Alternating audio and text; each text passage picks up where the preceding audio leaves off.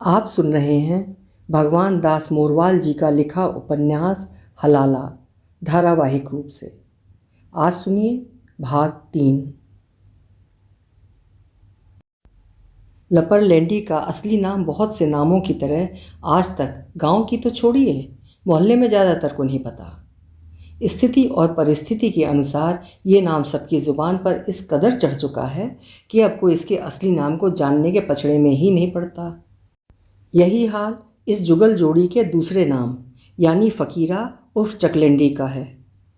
कुछ देर के लिए अगर थोड़े से ज्ञानियों को छोड़ दिया जाए, यानी जिनका सामाजिक ज्ञान समृद्ध है और जिन्हें चकलेंडी का मतलब मालूम है, वे तुरंत समझ जाएंगे कि इस फ़कीरा की जाति क्या है। हालांकि इस नाम को सुनकर एक पल के लिए कोई भी ये सोचने पर मजबूर हो जाएगा कि ये हिंदू है या मुसलमान। इस नाम में हमारी सांझी विरासत, गंगा जमनी तहजीब और सांप्रदायिक एकता का ऐसा गाढ़ा रंग मिला हुआ है कि इसे धार्मिक पहचान करना बेहद मुश्किल है। हाँ, फ़कीरा के पक्ष में जो बात जानी जाती है वो ये है कि भले ही कुछ शरारती तत्व उसे उत्तेजित और उकसाने के लिए चकलेंडी शब्द का इस्तेमाल करते हैं, लेकिन इसी शब्द में इसकी जातिगत और सामुदायिक पहचान भी छिपी हुई है, जो ये बताती है कि हिंदू होने के साथ साथ उसकी जाति क्या है। दरअसल हमारे समाज में ऐसे अनेक शब्द हैं जो हमारी जातिगत पहचान के सूचक हैं। मसलन किसी के लिए अगर रापी शब्द का इस्तेमाल किया जाता है तो कोई भी स्थानीय समाज विज्ञानी तुरंत उसकी जाति का अनुमान लगा सकता है। चकलेंडी भी फ़कीरा की जातिगत पहचान का सूचक है, यानी एक कुम्हार, कुलाल, कुमावत, प्रजापति, प्रजापत, कुमार अपने चाक के किनारे खुद छोटे से गड्ढे में जिस लकड़ी के कलम नुमा गोल सिरे को डालकर उसे घुमाता है, उसे चकलेंडी कहा जाता है। लपरलेंडी और चकलेंडी यानी फ़कीरा तो महज कुछ उदाहरण हैं, वरना खिच्चू, पकौड़ी, टूंगा, बोसा, बंडू, बुच्ची, बोंगा, एंडा, बेंडा समेत बरबरी, लपना, लंका, कायरी, भग्गो, गुट्टो जैसे ऐसे उपनामों से हमारी पोथियाँ अटी पड़ी हैं।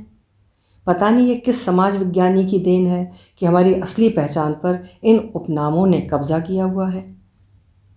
अब इसी कलसंडा यानी डमरू को ही ले लीजिए। भला कलसंडा या डमरू भी कोई नाम हुआ? इसकी जगह शहजाद अली, मुनव्वर हुसैन या इशाक अली भी तो हो सकता था। एक मिनट, लो डमरू का नाम लिया और डमरू हाजिर।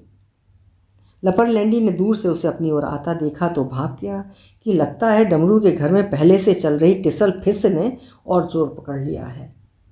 बावजूद इसके वो डमरू को जानबूझकर अनदेखा कर गया। डमरू जब उसके चौतरे पर चढ़ गया और मूढ़ी खींचकर बैठ गया, तब लपरलेंडी चौंकने की मुद्रा अपनाते हुए बोला, अरे डमरू, तू कद आयो? समझ ले, जब तैने देख लियो। डमरू ने चेहरे पर आते भावों को छिपाने की कोशिश करते हुए जवाब दिया, कैसे, सब ठीक तो है? लपरलेंडी ने डमरू को हल्के से खुरचा। हाँ, सब ठीक है। ना भई लाला, मोहे तो कुछ भी ठीक ना लग रहा है। यार काका, तो उसे एक बात कहनी है। इतना कह डमरू चुप्पी साध गया। चुप कैसे होगो, बोले ना। बोलूं कहा, आज तो कमाल होगो। मेरी जा भावज का फूटा मुंह सू कदी तो मीठा बोल भी ना फूटे हा, वाही का मुंह सू जैसे आज फूल बरस रहा हा। साफ साफ कहे, बातन ने मत चोद। लपरलेंडी अपने आप को सीधा करते हुए झल्लाया। उसकी व्यग्रता मानो जवाब देने लगी। डमरू ने इसके बाद सवेरे का पूरा वृत्तांत लपरलेंडी को सुना दिया। पूरी बात सुनने के बाद लपरलेंडी ने पहले गर्दन हिलाई, फिर एक लंबा हुंकारा भरा और इसके बाद बेहद गंभीर हो डमरू को सुनाते हुए जैसे खुद से बोला, तिरिया और तुमड़ी सब बिस्की सी बेल, बैरी मारे दाऊसू, तिरिया मारे हंस खेल। काका, मोहे भी कुछ ऐसे ही जचे है, वरना सिगार वाली इतनी भली ना है जो मोहे महरी का भर भर कटोरा पियावे। लाला, कुछ तो गड़बड़ है। फिर कुछ पल सोचने के बाद डमरू की तरफ देखते हुए बोला, कहीं ऐसो तो ना है कि तेरी या हरामण भावज ने या महरी में कुछ उल्टी सूधी चीज मिला दी होए? ई सोच के ना रहेगो ई खाली बांस और ना बजेगी या की तुमड़ी। अगर कोई ऐसी बात होती तो ई डमरू तेरे आगे बैठो ना पातो। अब तलक तो या को जनाजो निकल चुको हो तो। यार ये बात भी तेरी 16 आने ठीक है, फिर या में कहा राज है जो ये तिरिया या खेल है खेल रही है। इतना कह लपरलिंडी ने सिर खुजलाते हुए अपने अनुभवों के घोड़ों की लगाम ढीली छोड़ते हुए पूछा, वैसे पिछला एक आध दिना में तिहारे घर में कुछ बात हुई ही? बात कहाँ हुई, एक दिन ईसा की निवास तो पहले मैंने अपना भाई ऐसे ही छेड़ दिया हा कि मैं तो हज करन जाऊँगो। फिर कहा मेरो बड़ो भाई जमालू बोले कि हज कोई बातन होवे है। फिर लपरलंडी थोड़ा आगे की ओर झुकते हुए फुसफुसाया, बस यही बात हुई ही। देख ऐसे दाई सु पेट मत छुपा, जो असल बात है वाई बता। लपरलंडी डमरू की आंखों में उतरते हुए खींचा, ऐसी तो कोई बात ना ही, बस कमालू ने ई जरूर कही कि हज पे जो दौलत खर्च होएगी वो कहाँ सु आएगी। फिर तू कहा बोलो? लपरलंडी की आंखें चमकने लगी। मैं बोलो कि या घर में मेरो कुछ हक ना है, मेरो भी तो जी कर है हज पे जानो को। या पे तेरा दोनों भाई कुछ ना बोला? एक एक करके लपरलंडी के अनुभवों के घोड़े अब पूरी गति से दौड़ने लगे। हाँ नवाब बोलो हो कि आज तेरो हज करण को जी कर रहो है, कल पतो ना कुछ और को करेगो। ऐसो कर पहले तू जमात को चलो जा, अन्यायी सारी जियारत इबादत एक जैसी होवे है। फिर पलट के तैने कहा जवाब दियो। लपरलंडी की छोटी छोटी आंखें तेजी से फैलने से कुड़ने लगीं। मैंने भी कह दी कि हमारा या बड़ा भाई हाजी जमालू की जियारत तो डोले जहाजन में मजा लेती, और डमरू बदना गुदीड़े कंधा पे लटका के डोले धूल फांक तो। वाह रे मेरे बब्बर शेर, याय कहवे असली मर्द। लपरलंडी हुमकते हुए डमरू की पीठ थपथपाते हुए उसका हौसला बढ़ाते हुए बोला, और तेरी भावज वे ना बोली कुछ? बस बड़ी भावज नसीबन बोली ही के याय हज करण भेज दो।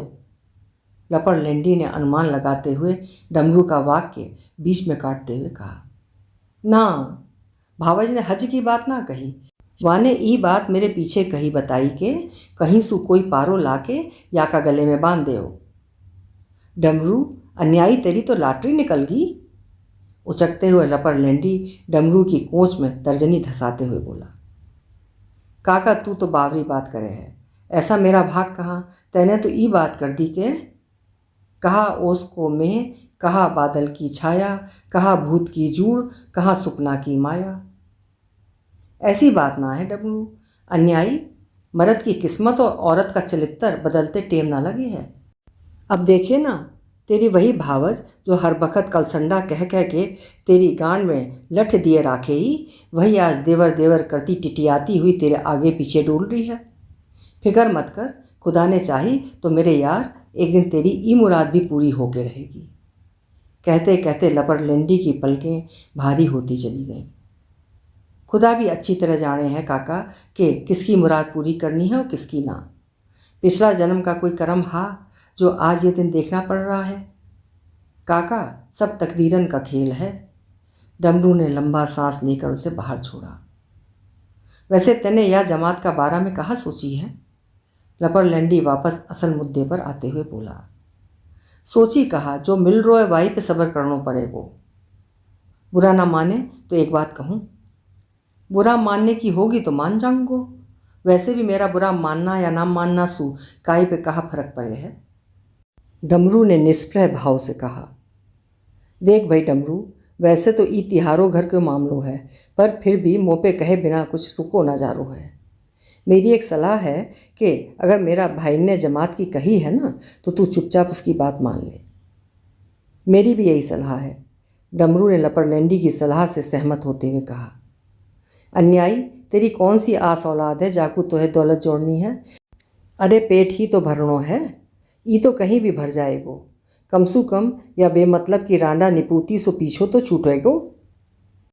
काका ईमान सु कहूँ मेरो हंस रोवे है जब मेरी भावज मुहे ताना देवे है। कहते कहते डमरू की आंखें भर आईं, हिलकियाँ बंध गईं। या घर में मेरो इतनो भी हक ना है कि? जी भारी मत कर, हिम्मत सु काम ले। बावला भाई तैने सही कही है कि सब कर्मन का खेल है। अब तू मुहे ही देख, तेरी काकी 3-3 बालकन्या छोड़ के वह तेली के साथ उड़ गई। पतो ना वह कीचक में ऐसी कहा बात ही। बता, मैंने वह कहा सुख ना दियो। अब ये सब कर्मन का खेल ना है तो कहाँ है। लपर लैंडी के भीतर जैसे कुछ टूटने लगा। पर मैं किसके आगे रोऊं। काका, तू बुरो मान जाएगो, पर सच्ची कहूँ वह काकी का लक्षण मैं शुरू से ही ठीक सा ना लग रहा। मैं तो वाका माथा पे तौड़ी देख के समझ गो हो के। जाके माथा पे तौड़ी पड़े ऐरा गहरा तौर को कहे सुन ब्यास जी तिरिया खत्म करेगी। और तू या बात है कहा कह रो है, मुझे सब पतो है।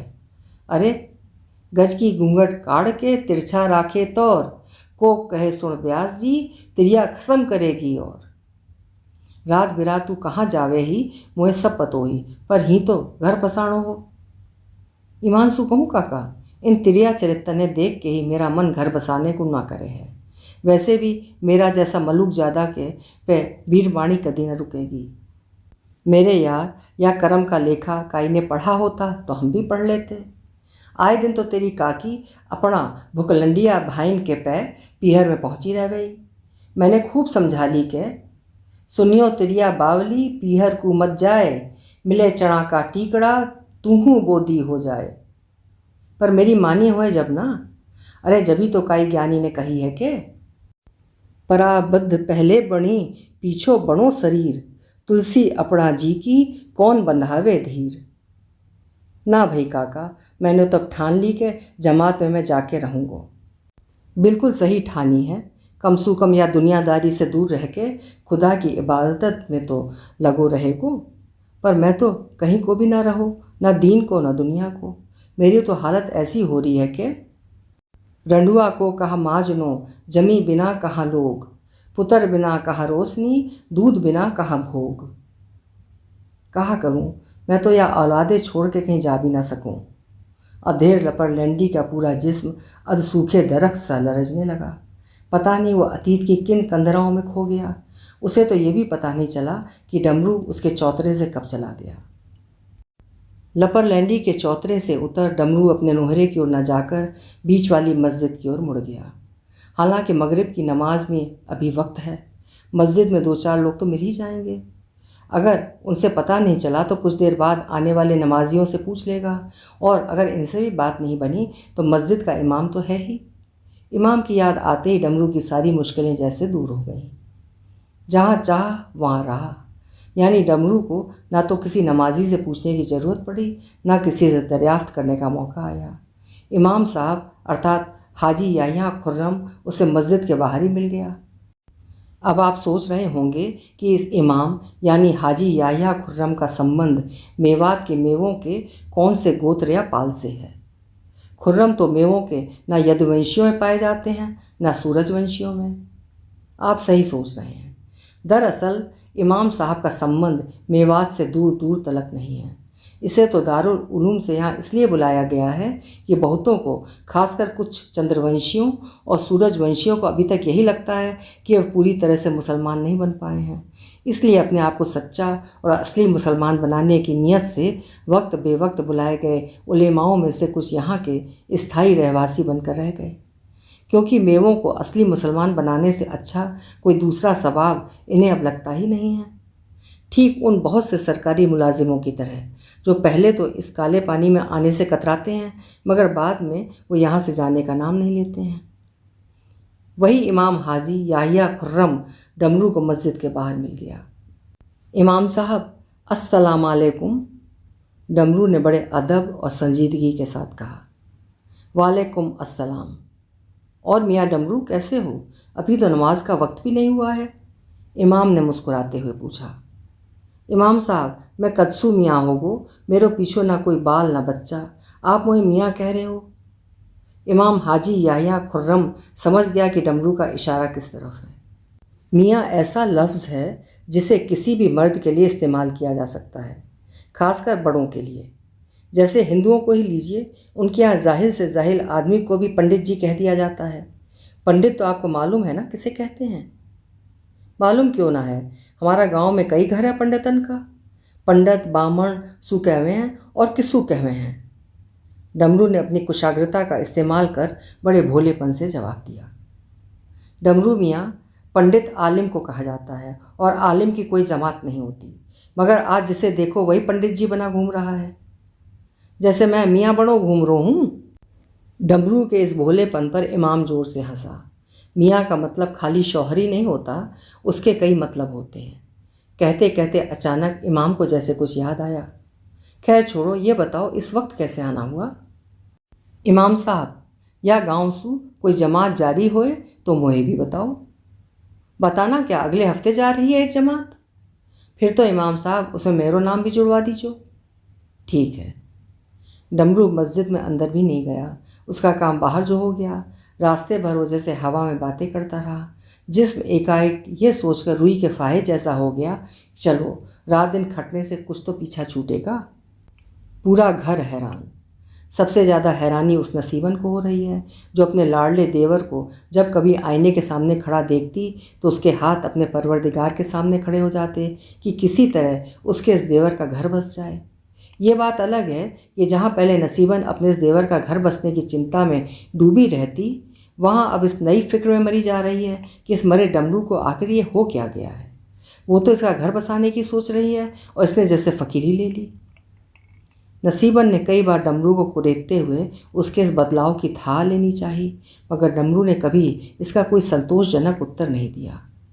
नसीबन को इस पर और भी ज़्यादा हैरानी हुई जब डमरू ने एक दिन पहले उसे बेहद दार्शनिक अंदाज में सीधा जवाब न देकर सिर्फ इतना भर कहा, भावज कुछ ना धरो है या दुनियादारी में। मैं कुछ समझी ना। नसीबन की पेशानी पर अचानक उभरे धोरे गहराते चले गए। दिल जैसे बैठने लगा उसका। या मैं समझना की कहा बात है? ना कोई तेरो कुटुम कबीला मात पिता ना भाई है, ना कोई तेरो बेटा बेटी ना संग चले लुगाई है। रोवे पीटे रोदन मचावे बिछड़ चलो मेरो घर को, सुमरन कर बंदा हर को। और आगे सुन भावज, पैदा है ना पैद होण को, सब लेखो है मालक को। अमर नहीं कोई या दुनिया में, अमर नाम है मालक को। मूल धान को एवज गावे, जामे सील सबर को, सुमरन कर बंदा हर को। नसीबन सिहरती चली गई। एक पल के लिए लगा जैसे उसके भीतर कुछ बिखर रहा है। उसे अपने इस लाडले देवर डमरू के ढंग कुछ ठीक नज़र नहीं आ रहे हैं। थोड़ी देर उसे कुछ नहीं सूझा, मगर अगले ही पल वो झुंझलाते हुए बोली, आजकल तू किसके पे बैठे है जो ऐसी बेसहूरी बातें कर रहे हो है? नसीबन का कलेजा जैसे फटने को हुआ। एक अनिश्चितता की थाप ने उसे विचलित कर दिया। इसके बाद नसीबन से नोहरे में रुका नहीं गया और अपनी सबसे छोटी दौरानी आमना के पास पहुंच गई, एकदम तमतमाते हुए। एरी रंडी, तैने अब कहाँ कह दी वासु? नसीबन का पूरा जिस्म मारे गुस्से के कांपने लगा। मैंने काईसु कहा कह दी जो तू इतनी ताती हुई जा रही है? आमना ने अपनी जिठानी नसीबन से पूछा। देख कैसी भोली बढ़ रही है, जैसे तुम्हें कुछ भी पतो ना है। मैं सब जानू हूँ कि तू कैसी चुप छिनाल है। नसीबन का आपा खोने लगा जैसे। रिजक की सौ मुझे कुछ भी पतो ना है, आमना लगभग रिरियाते हुए बोली। ये तो अच्छा हुआ जो इस समय फातिमा मौजूद है, मगर उसकी भी कुछ समझ में नहीं आया। हाँ, इतना ज़रूर है कि आमना और फातिमा भाप गईं कि नसीबन किसके बारे में बात कर रही है। फातिमा ने दखल देते हुए पूछा, ऐसी कहाँ बात हो गई तारी जो तू या आमना पे बिना टिकट चढ़ी जा रही है? फातिमा, समझ तो तू भी सब रही है। मैं सब जानू हूँ त्योहारों जो ई गुंडगोल बन रो है, और तेरे पे ई जो सांप की मांसी बैठी है ना, या ये सब पतो है या ही सु पूछ। नसीबन का सीधा सीधा इशारा आमना की ओर था। ठीक है दारी, मैं सब समझ रही हूँ, पर तू भी तो अपना फूटा मुँह से कुछ बता। फातिमा ने अपनी जिठानी को डांट दिया। वहाँ पतो ना या हरामन ने वह डमरू सु फिर कहा कह दी है। वो तो पतो ना कहा अंड बंड बोल रो है। पतो ही ना कुछ कुछ हिंदून किसी बेढंगी बात कर रो है कि सुमरन कर बंदा हर को। सुनते ही फातिमा और आमना दोनों सहम गईं, ये सोचकर कि कहीं ये डमरू हिंदू तो होने को नहीं जा रहा है। नसीबन, वहाँ मोहे अपनी औलाद की सौ है जो मैंने डमरू सु अलीफ सूबे भी कही हो। हाँ, मैं एक दिन महरी जरूर लेके गई नोरा में। अच्छा सुन, एकाएक आमना को जैसे कुछ याद आ गया। एक बात बताऊं, वाह दिन मैंने भी वाका मुँह कुछ ऐसी ही बात सुनी ही कि उठगी प्रीत नाता रिश्ता टूटगा कलजुग आगो। मैंने जब पूछी कि देवर किसकी किस्सू प्रीत उठगी तो कुछ ना बोलो। आमना ने डमरू से एवज की होली की जो चंद पंक्तियां सुनी थीं उसको जो याद रह गया वो बता दिया। इससे पहले कि आमना अपने और फातिमा के बीच डहर वाले खेत पर बनी तरतीब और करार से गर्द पोंछने की ओर हाथ बढ़ाती, फातिमा ने बिना किसी देरी के बीच में ही डोर लपक ली। यानी बात बताई तो ही, पर मैंने यहाँ पे ध्यान ना दियो। पर बहन अब तू कह रही है तो ठीक ही कह रही होएगी। एक बात पूछूं, कहीं ऐसा तो ना है कि हमारो देवर बैरागी बढ़ जाए। फातिमा अपने भीतर उठ रही हिलोरों को शांत करने की कोशिश करती हुई बोली। पतो ना वहाँ या निपुता का भाग में कहा लिखो पड़ो है, या तो ऊपर वालों ही जाने। नसीबन की आवाज़ भीग सी गई। आमना ने चुपके से अपनी जिठानी फातिमा की ओर देखा और आंखों ही आंखों में कहा कि यही है गर्म लोहे पर चोट करने का सही वक्त। फातिमा ने भी एक पल गंवाना उचित नहीं समझा। आमना की आंखों की भाषा तुरंत समझ गई।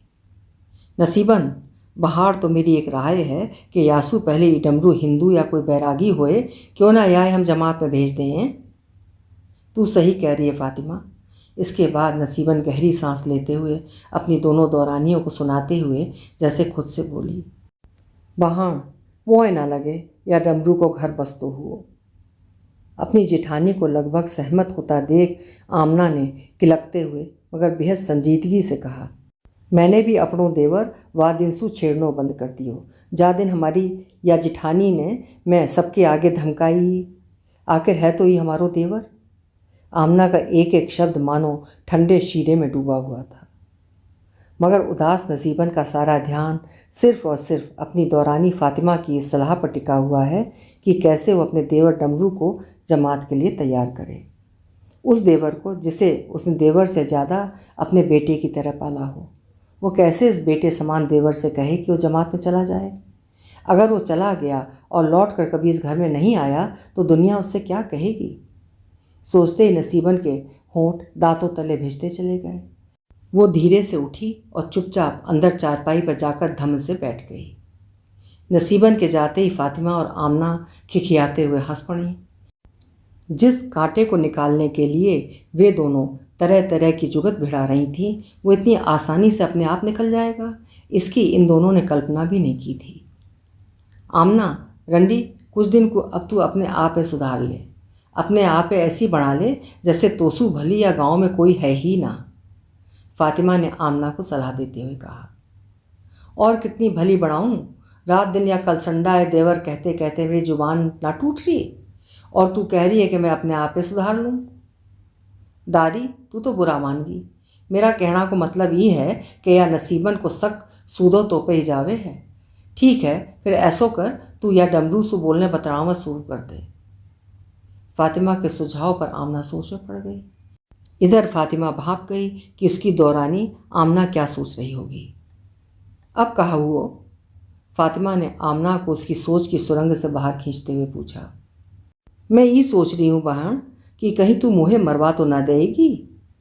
कहीं ऐसो ना होए कि मैं वाय देवर देवर कहती रहूँ और उकाई दिन दोपहराई में मेरे चिपट जाए।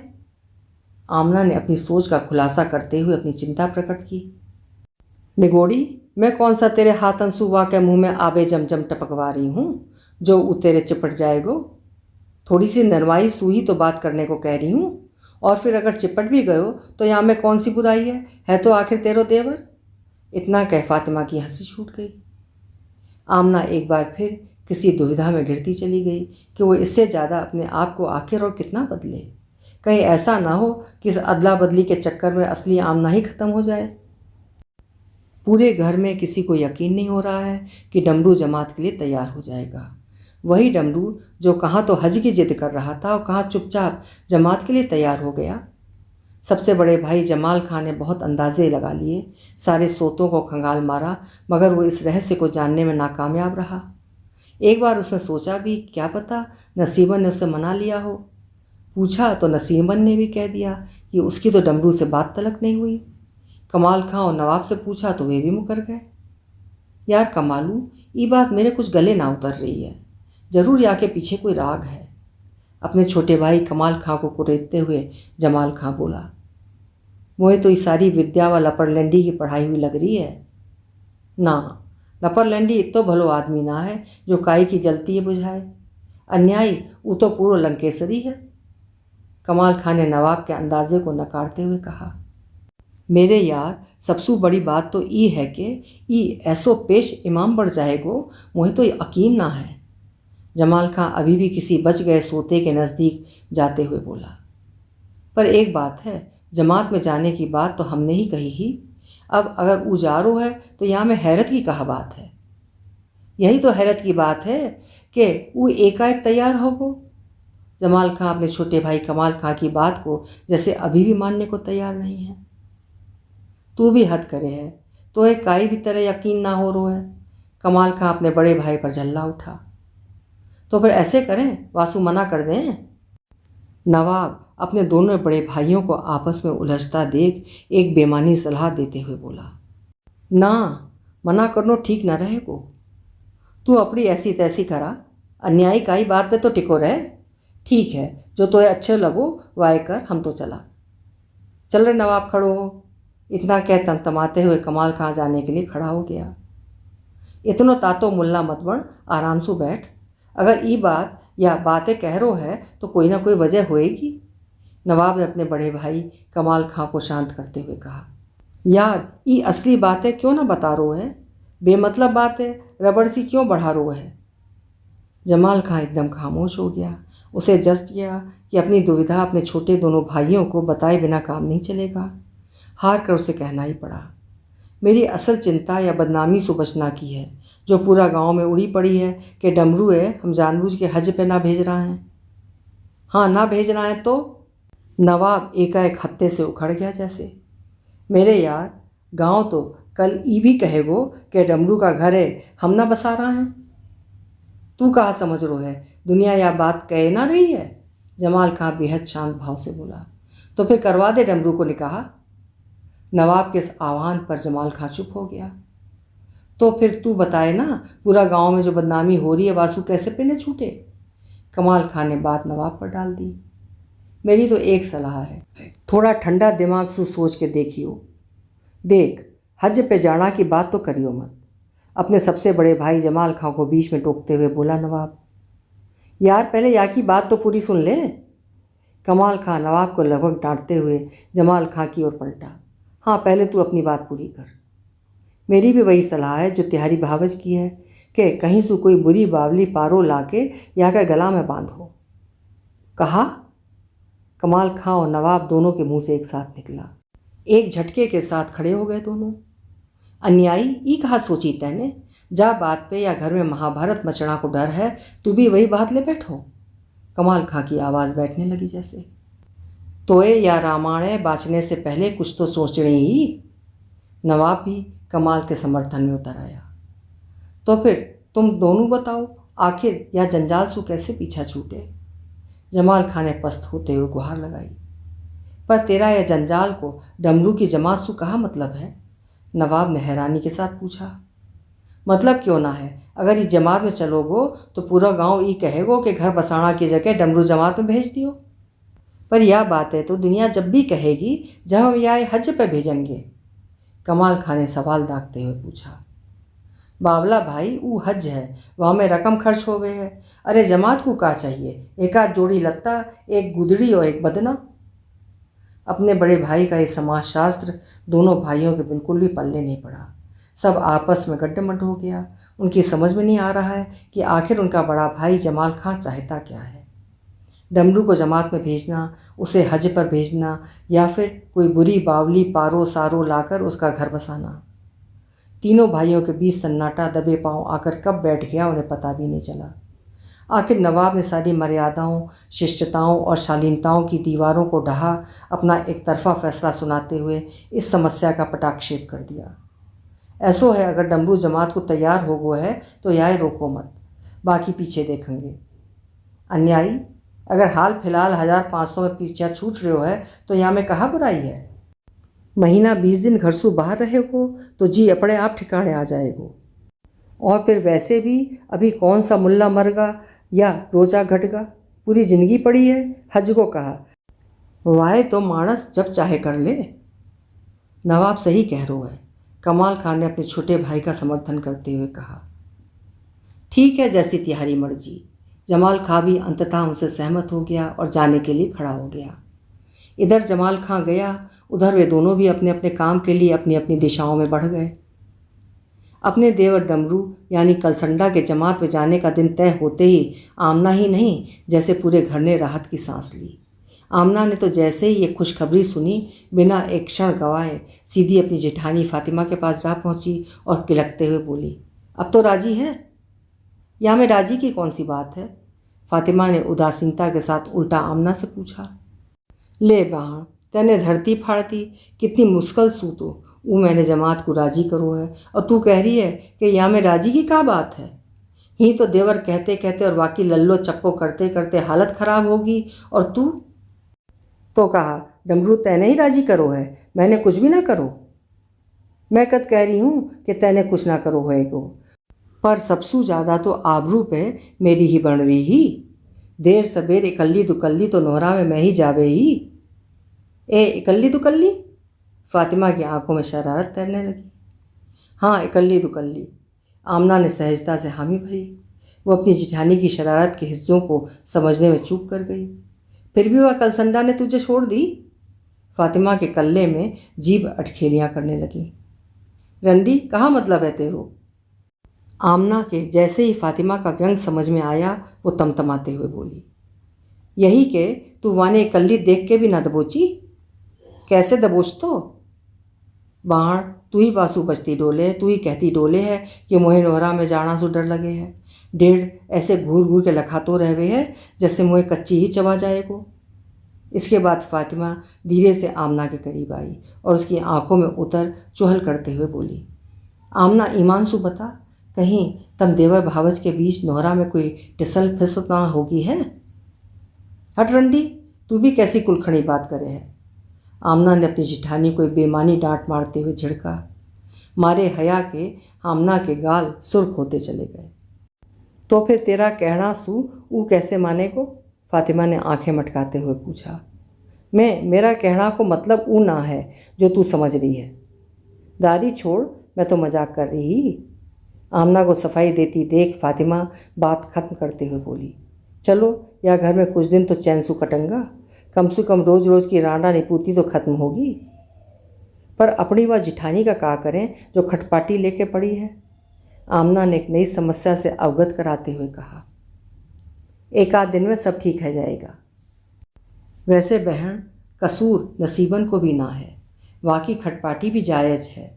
थोड़ी दूर तू सोच के देख के, जाने अपनों देवर बेटा सू भी बढ़ के पालो होए, वाकर जी पे कहा बीतरी होएगी।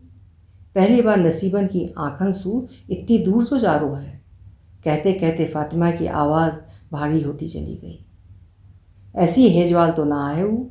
आमना ने अपनी बड़ी जेठानी नसीबन पर तंज कसते हुए कहा, तू ना समझेगी इन बातन ने।